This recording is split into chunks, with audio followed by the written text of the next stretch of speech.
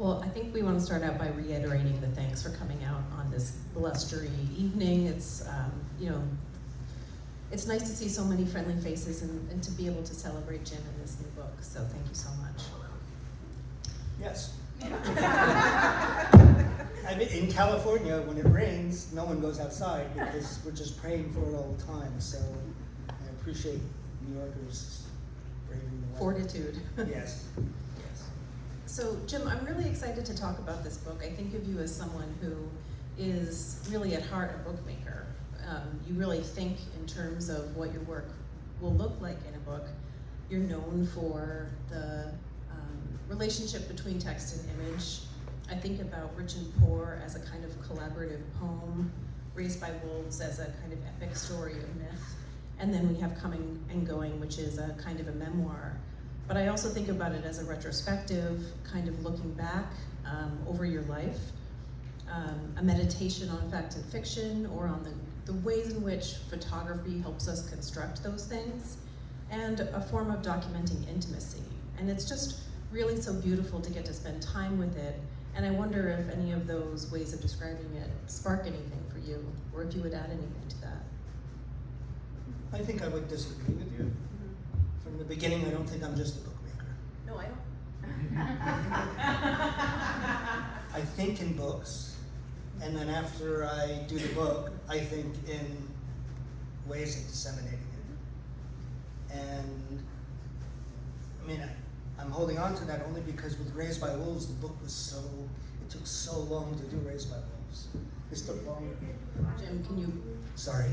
It took so long to do Raised by Wolves that by the time it was done, I had to start figuring out how to show it because I had an exhibition lined up. And I think that's when I started thinking more about installations. I did that with my work in nursing home, which hasn't been seen much, but I started doing installations, and so I imagine the same thing now with my work. And as far as your descriptions of it, I'm touched. I mean, Rich and Poor was a poem, and in a way it was a poem to my parents, who really didn't understand many things about what I was trying to do and say, and especially about social structures and haves and have-nots. And I think Raised by Wolves was actually autobiographical in a sense of me and my own family, and I was lucky enough to only run away for a few days, not for many days. And Coming and Going is really, I mean, I'm always crying because it's, one, I haven't been in New York in a while, and two, because it's so, I hope it's so authentic to who I am, but also then opens it up to being, I don't want to say universal, but open to other people's experience of what it's like to live a life.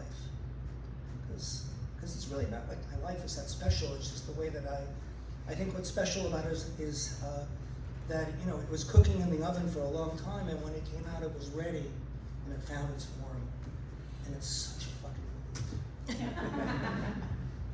Well, I think that question of the intimate, the personal, and the universal is a really interesting one, and it's something that most artists kind of search for.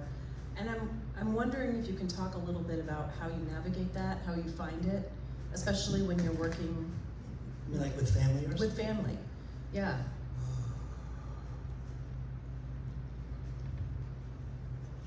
I mean, I think family is like the nexus. It's that nexus point of where we all start. And it's the mirror that we see ourselves in often. And it seemed like the perfect place for me to bring whatever type of criticality I bring to my work in other peoples and cultures to my own, sorry. But it's different because in this case I wasn't a witness of sorts. I'm a participant. And being a participant, the lines get blurred, and so it becomes a little trickier and hard to navigate. What were those? And because it's not done in a quote unquote sociological way, it's done for my own life. And you're both an observer and a part of the family. And so as you're making the pictures, are you having conversations with your family, or do you have conversations later as you're sort of sifting through that work and thinking about using it? What does that look like for you as an It artist? depends on what stage of the family it is, because kind of where the book starts, I was doing a commission with the National Hospice Foundation about my father dying. I did that with Nan Golden, Sally Mann, and that was an exhibition and a book and stuff like that. And so my family all agreed for me to be there. And then as my life progressed and I fell in love and I had a child, and life moved on, and then we broke up, and then I was a single dad. All during those points, I think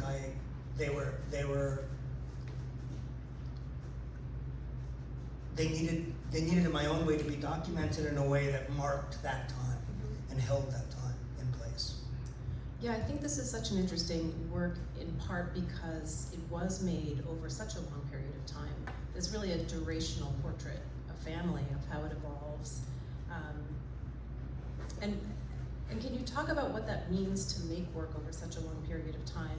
I think I've seen maquettes of this book since the early 2000s, but I'm sure it goes back even further than that it's something you've really been considering. So what does it look like to be making the work and be constantly thinking about the evolution of what it might look like?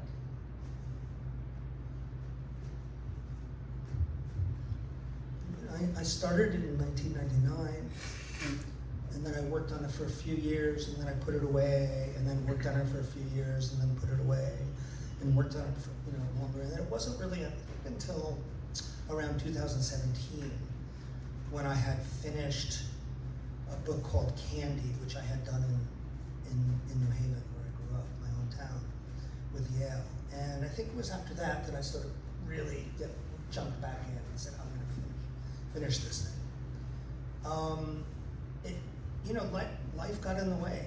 I wasn't able to finish it. There's all kinds of reasons, and I don't want to have to list them all. But I did what I could to not lose the thread that was keeping it together, and at the same time mutate it enough so that it could grow with the times. I mean, there was someone tonight who had seen it, the first iteration of it, and he said, wow, he hasn't seen it, he hasn't seen the final one yet. But he said that when he saw that, he knew that there was something there, and I always felt like there was something there, and there was a story to be told, but I just wasn't sure how or when I could tell it. I mean, I think it's interesting because as I go through the book, I see all these ways of you kind of working between art and life, between family and wherever you're going for Magnum or whatever kind of work you're making for yourself. And you're kind of navigating those things both in time as you're making the pictures, but then in the form that the book takes when you make it. And I wonder if you can talk a little bit about the formal qualities of creating those compressions, creating those moments of, I think collage does that in particular, that you take all of these photographs that you've made from across the span of your family or across the span of some work you're making, and you're able to compress or sort of in some way make them feel like they're all these moments in time. Like I think we were talking about this the other day, that it's almost like everything everywhere all at once, that all of these things happened and they all sort of converge in some way in this book. But I wonder if you can talk about what you were thinking about in terms of form and trying to make that happen. Well, I think that the way that I see is more montage-like, just in the world. My family knows that if I'm sitting in a restaurant with them, I'm not just looking at them, but I'm listening to a conversation there, and I'm looking over there, and I'm going, and I figured out what's happening in that relationship over there. And I think that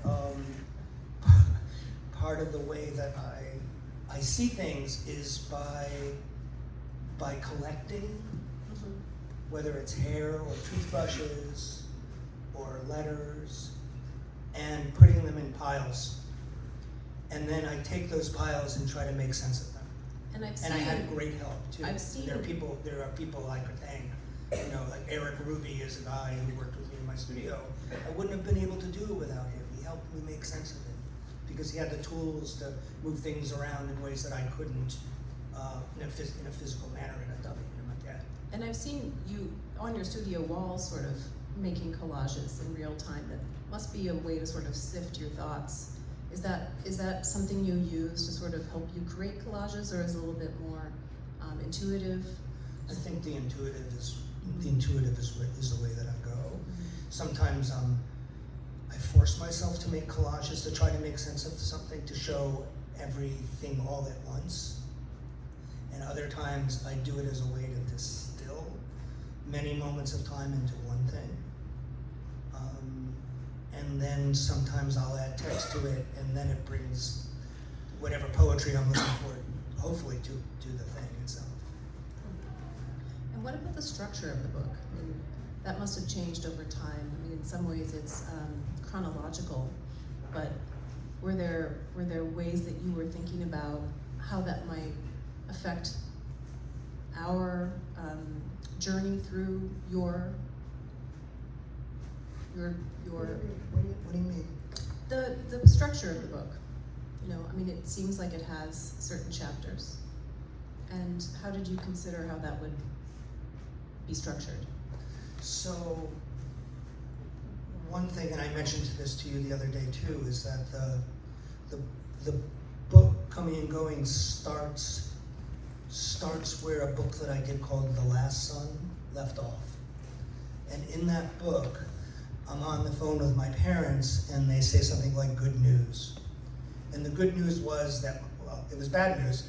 The bad news was that my father was disabled. The good news was that I was going to get payments from Social Security for him because of him being disabled. And with that money, I took it to become a photographer. So the book starts off me being away in another place, being called back to home to take care of my father who was sick. So it seemed like, okay, I know what the beginning is. And then I had collected in the book, well, I won't show you, but in the book there's these silhouettes. And these are silhouettes that I did before I was really a photographer. I was a daycare teacher, and I took my daycare students, my 3-year-olds, into the dark room, and they did photograms of their faces. And I asked them to draw in their faces or to tell me what their story was. So it seemed, and that's exactly what I did with Raise My Wolves. The cover of it is a silhouette. So, like Borges, you know, the more I do my work, the more it's the outline of my life, or a portrait of me. So it just seemed a perfect mechanism to delineate these sections. And there are two chapters in it in which I tell you what you're going to see. You don't really realize it until after the fact, but that the titles of those chapters relate to what happens later on in the book. So there's a connect there that is a disconnect when you first read them. And then it was somewhat chronological. Somewhat. Mm-hmm. I mean, history and art and facts and, it's an approximation. It's all approximation. And, I'm not saying I'm making it all up, but it's, the truth is something that's always slippery. It's subjective. Yes. So, Tim Hetherington made a short film in 2010 called Diary about the jarring nature of coming and going from domestic space to war zones, and about this subjective perspective that you discuss, and finding himself within it, about the impossibility, really, of linking Western reality to the worlds he reported from and that the media showed us. But it wasn't a document of intimacy in the way that I believe this to be. It was intimate, but it was a little more ephemeral.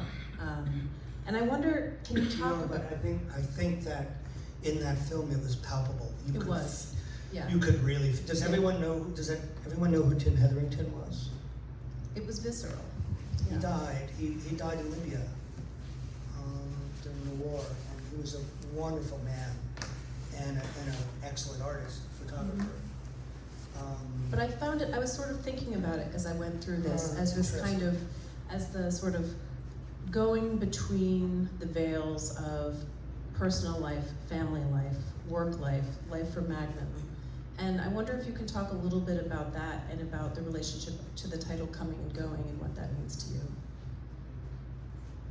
Well, I think the title came from my daughter Ruby. I think. And I don't know if it was that my father had died and she felt that and she's, like coming, she just said she was 8 years old. Or I don't know if it was her coming and going between her mom and dad's house, but it felt right. So, that's the quick answer. That's the quick answer. But can you talk a little bit about that, that relationship in your book to those sort of barriers that you're kind of moving throughout? You mean those marker events? The marker events, but also the silhouettes? No, I mean, like if you're going between family life and life for Magnum, or those kinds of those different kinds of perspectives of who we are in the world and moving fluidly through them.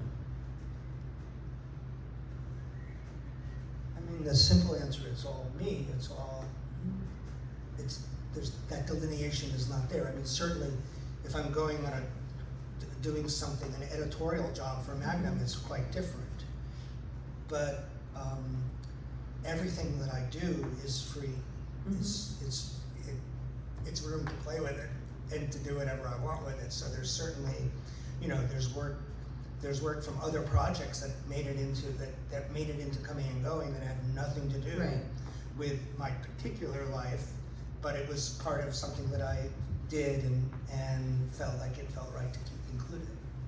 And were there ever discussions in your family about using this material? Did you have conversations about maybe asking your daughter to be a collaborator? Because it does feel like she is really a part of the book. What was that like? It was a long process. And, I did another book called Ruby Every Fall, and where I photographed Ruby the first day of school, every day until she went to college. And I think conceptually it's strong and sweet, but I failed in that book in a way, that it wasn't more collaborative. Really, if there was an opportunity, and maybe because of where we all were in our lives, we just didn't get to it. And I feel like with Coming and Going, I tried as much as possible to include the participants in the discussion of what it would be and how they look and issues of representation and stuff like that. It was not always easy. It was a circuitous route. But it was a route, I think in the end, hopefully that was well taken. I don't know. Those are difficult conversations to have, and it's hard to both try and make your best work as an artist and also respect the people you're working with, and especially when they're family members. I think that becomes much more difficult. Yeah. We established that. So if you're going to film your family, it's going to be difficult. Just know. But it's also beautiful because it does let us into a kind of domestic life that we all have, whether it's with family, chosen family, friends, that we can all recognize that sense of intimacy, and we see that in your pictures and in I think too in the way you incorporate text throughout the book. Like you say, you collect letters, you collect hair, you collect toothbrushes. But I think that the letters that you chose were ones that really reveal this special connection between you and your father, your mother, Ruby, the various people in your lives. All the various people, including, my youngest now, Catalina, and where she was during COVID and what she was thinking about. So everything's fair game, as long as I have permission. And everything is used in a way to, it is an autobiography. So it is from my perspective. It's not, I can't please everyone in how I tell the story. It's my story. And if there wouldn't be memoirs if everyone in our families told us how to write it and stuff like that. So there's a line of respect, and at the same time there has to be a line of freedom too, to be able to tell it in the way that is in my own voice and make it authentic. Well, I'm really glad that it's a book that's finally sort of out in the world for us to be able to spend time with. And I do want to go back to the title and ask again. I mean, so Ruby came up with the title. I think so. But how did it evolve over time? I mean, Yes, she did. I have confirmation. and so when she was young, you sort of knew at that time that this book was going to happen, or that this body of work was going to happen. Well, I made a dummy in a week. I made a maquette. I was in Maine at an artist residency, and I brought all my stuff with me, and it was just piles and piles of stuff. And it was a hard time. I mean, it wasn't the easiest time, getting divorced and being a single dad and trying to make a living and stuff like that. So I was given the opportunity after a few years of being on my own to make something with the work that I had. And I think that, I think Joan Didion talks about it, it's like we tell stories to live, I took this mountain of stuff to make sense of my life, to figure out what I wanted to say, and then also, it's not like all the shit that we go through is easy. So I think that when we tell stories in art, sometimes we make it more palatable for our audiences, not in a negative way, like sugarcoating it, but more making it accessible so we understand what it is that we're going through. So I think that what I produced at that time, this little dummy, was really cool. It was like Raised by Wolves on steroids. And in that, it just was very loose and very, it certainly indicated that I was going to be doing more collages, but it indicated how montaged my life was together. And it was told in a way that was fluid, but at the same time, palpable, and that you could see what was going on. It was tough. It was real. It was hard. It was sad. It was happy. And I tried to keep that kind of momentum throughout the years. It was hard because I started something in '99 and it looked cool then. How can I make it look cool 24 years later? So that was the struggle, is I always thought, like, maybe it's past its time. How can I repurpose it? How can I reimagine it? How can I mutate it? So those were the things that I kind of played with in the studio, and I think as my hand in it got stronger, that it got clearer of what the structure would be and how it would look and what the story would be that I told. I mean, I think there's a couple things there that are so important for artists to hear. The first is that we never talk about the important role of failure. I think American culture is very, the success story is very important, and the story of producing something that you're happy with, and this idea that instead it takes multiple years and multiple attempts, and that it's a maquette that you sort of work over and over again until it becomes the thing that you're really happy with. It can take 24 years, but that doesn't mean that it's not something that we should celebrate, that it's something that all artists go through every day. I think that's really important. And I also am really interested in the way in which you use the maquette as a form, and that in some ways, looking back over those histories of various attempts at making a book or various versions of a book can help influence what it becomes. Yes, I agree. I mean, this book was ultimately designed on a computer, but I make everything by hand. So the maquette is this, when they're stacked up, it's like this tall, right? And there's in 4 pieces, so each piece is about like that. So, and I need to see it in a maquette instead of scrolling, because when I scroll, I'm seeing my experience of it emotionally, psychologically, spiritually, whatever, however one sees, is different than when you turn the page and there's that, I don't know what less than a millisecond, like a millisecond, where you don't know what you're gonna see.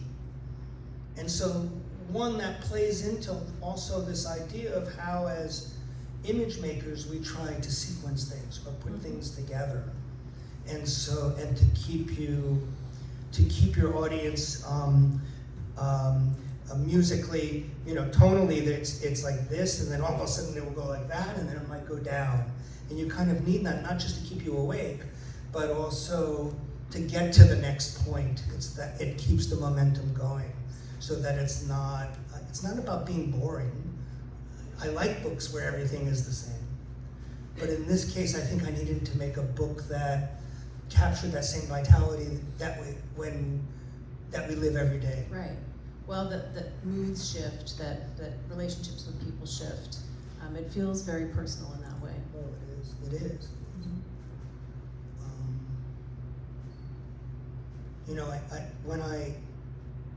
When I just since the beginning when I was working, I've always thought of the lines of my hand.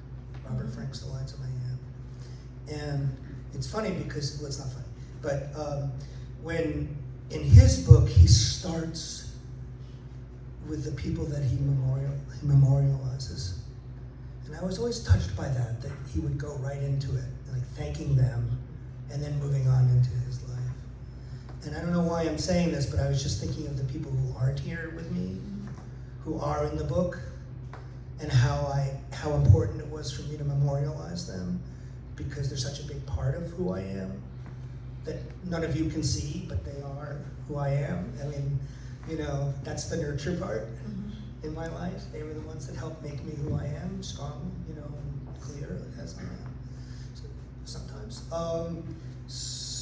So I felt like I was always honoring Robert, in a sense, of as a strategy of how to thank those that are in our lives that are, that make the work, make our lives who we are. You can see that too in the form that you use with the tape and the writing. And just in case you aren't familiar, the book is by Robert Frank, The Lines of My Hand, which is a good one to look at if you haven't seen it. And I think you'll see the relationship that Jim's talking about there. Are there any other influences you want to talk about that you were thinking about in making this book? No, I mean, probably most recently I was looking at Lauren Simpson, and I was looking at McLean Thomas recently, and before that I was looking with somebody else at Peter Beard, and then Sophie Cow came up.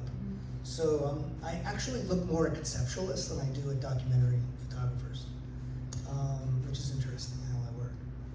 Do you see this as a book about documentary photography? No. Okay. No. No, I wouldn't say I do either. Yeah. But it is a It is a document. It is a document. Yes. And it's a story. Yes. It's all made up. Do you have any other questions on your phone? You're lucky. Well, So anything about the pictures or the way that I'm using collage?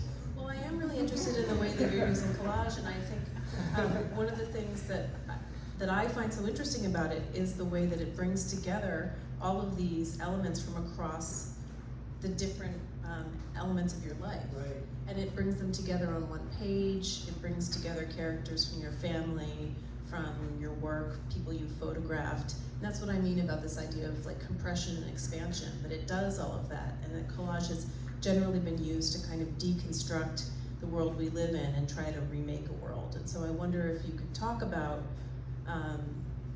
the use of collage, both in terms of your using it as a medium, but then also where it is in the book.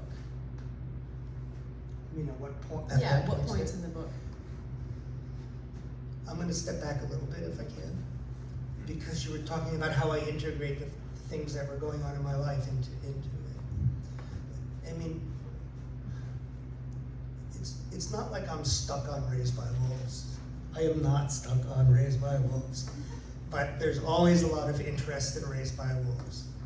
And if I give a lecture, it's like, are you still in touch with the kids? And what's going on? And I am still in touch with the kids, and I am. And it's still part of my life.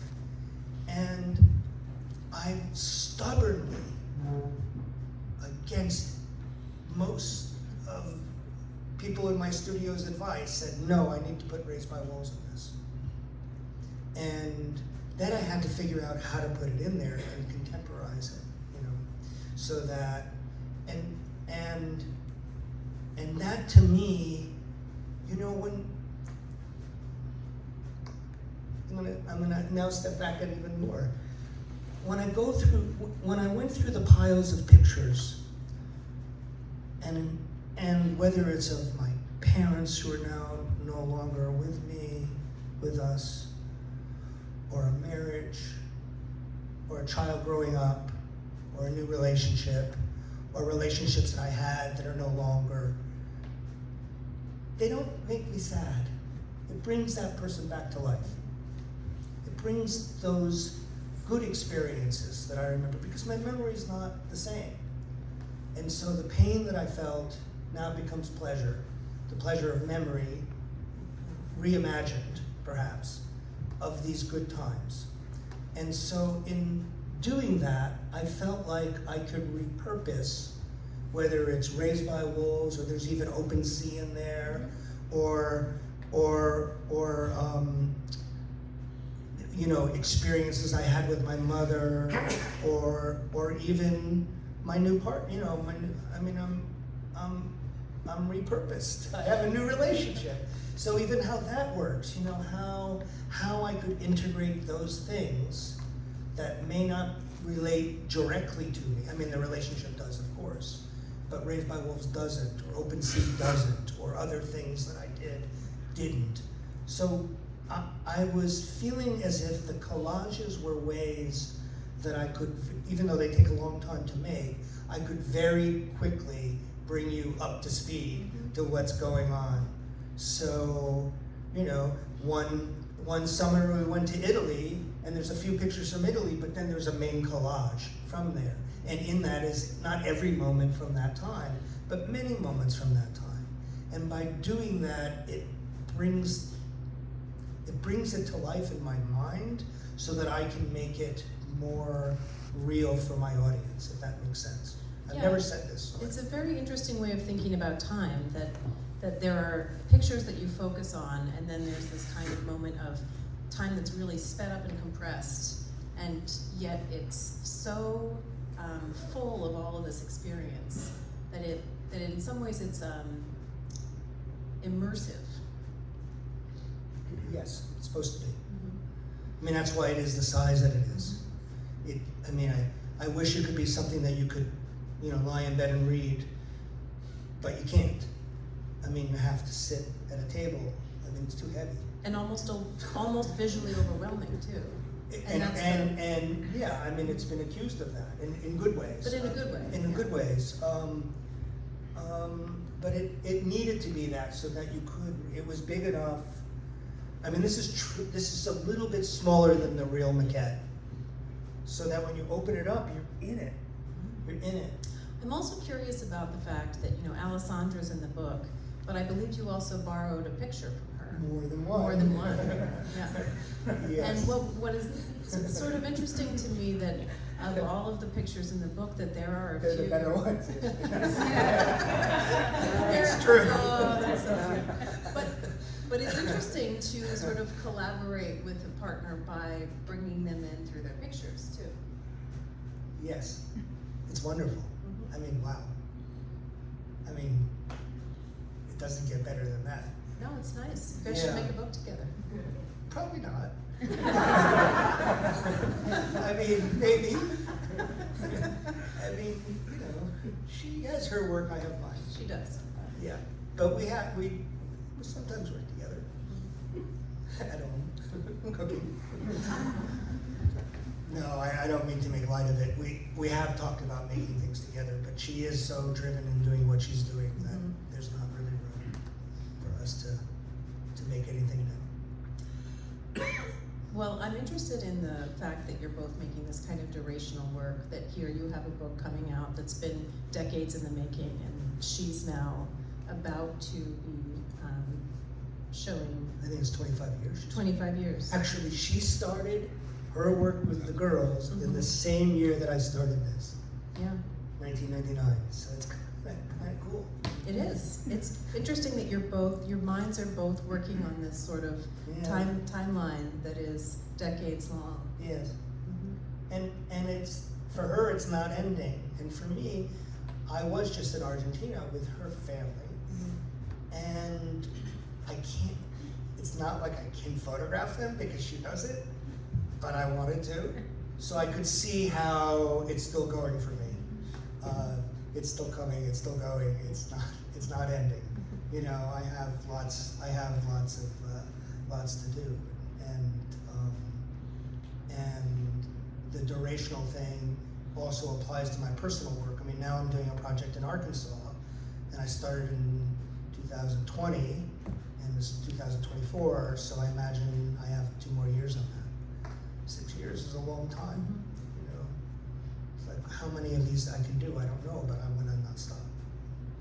Well, I think that is a good chance for us to let the audience ask some questions. I know there are a lot of fans of Jim Goldberg in the house, so I think there's a microphone going around, and if you have a question for Jim, please, now is your chance. I have a question. I do not need the mic though. I think just for the room. Okay. Yeah. Okay. Hey Jim. Do you want to talk a little bit about working You with want me to talk about what? Doobie-Doo and doing commercial work? Doobie-Doo and doing commercial work. I don't do enough of it. If you have any jobs. As a matter of fact, but you're glad that you're involved with it. Well, I mean, Doobie-Doo is a wonderful agency that I'm working with. Really good people, great team. And I seem to be able to bring my own vision to the work that I make for Face Magazine or for Palace, stuff like that. And it challenges me. I don't know if you're a photographer, I don't know. I'm sorry. You know, or any of you that know, when you get a job, at least for me, I get really nervous. Because I don't know what I'm gonna do. I don't know if I'm gonna fuck it up. I don't know I mean, it's hard. So I think that nervousness I equate with vulnerability. And as in my own personal work, I give it my all and then hope that I can come up with something that's different than what they're normally gonna get from a photographer who could probably technically make better pictures than me, but it may not have the same feeling, if that answers the question. Yeah, it's totally. So, but you're finding generally those Doobie-Doo driven clients are respecting your Magnum does too. I mean, it's all. I mean, we are trying to make a living, you know. So, strategizing the best way to do it, and you know, what are the best projects to take on. Thank you.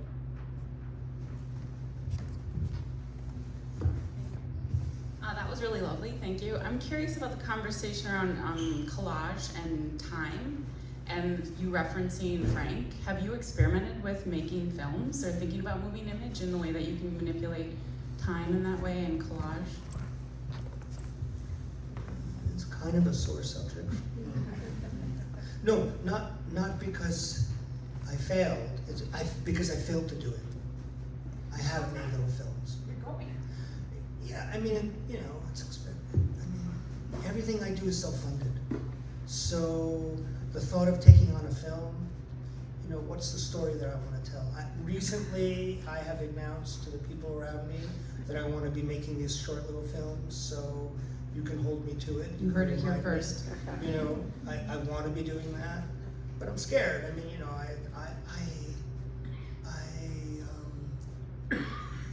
it's almost as if I need someone to hold my hand. So I will do it, but I don't know who's gonna hold my hand yet.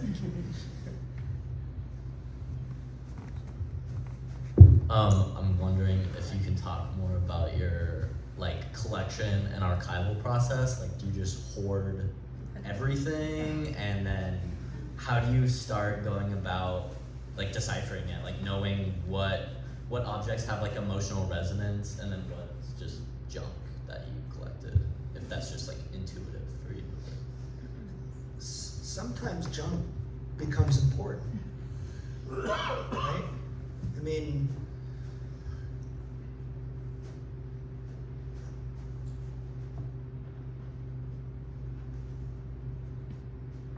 I know I was thinking of a story that I would tell my students. I don't know if it's the right time to tell this one. I don't know if I'm a hoarder, but I'm a collector. And so until my landlord threw them out, I had every letter ever written to me from childhood. I thought that was an important archive. Intuitively, I thought that was an important archive to keep. I don't know why I kept Ruby's toothbrushes. They're just toothbrushes. Never gonna use them again. But intuitively, I knew that they were markers of time. And so I think that with the letters that I've gotten, or the letters that I've refound, or looking through, this is not the right word, my parents' estate, which is basically a box of sympathy cards, or diaries of my mom and stuff like that. There was gold to be found, So I had to sift through all that gold, all that detritus to find the good stuff, if that makes sense. Does that answer your question? Yeah, Okay.